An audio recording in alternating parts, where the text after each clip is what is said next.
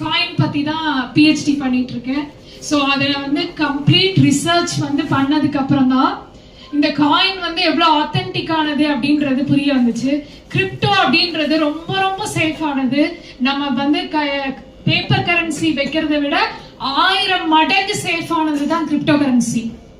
So ஏன் அப்படின்னா அது பிளாக் செயின் டெக்னாலஜி அப்படின்னு சொல்லக்கூடிய ஒரு மிக முக்கியமான ஒரு பூட்டு செக்யூரிட்டியால கவர் பண்ணப்பட்டிருக்கு. ஸோ அது வந்து அவ்வளோ பவர்ஃபுல்லான ஒரு டெக்னாலஜி மேல ஃபங்க்ஷன் ஆகிறது தான் கிரிப்டோ கரன்சி.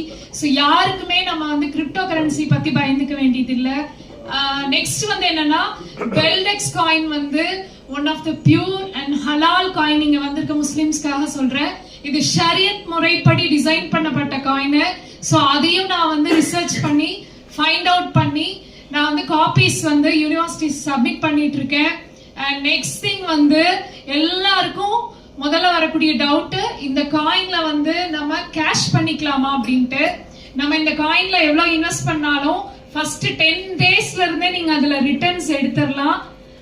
3 டைம்ஸ் வந்து பெர் மந்த்லி வந்து ரிட்டர்ன்ஸ் தருவாங்க. நீங்க அதை இம்மீடியட்டா கேஷா உங்க ஜிபே அக்கௌண்ட்டுக்கு நம்ம எடுத்துக்கலாம்.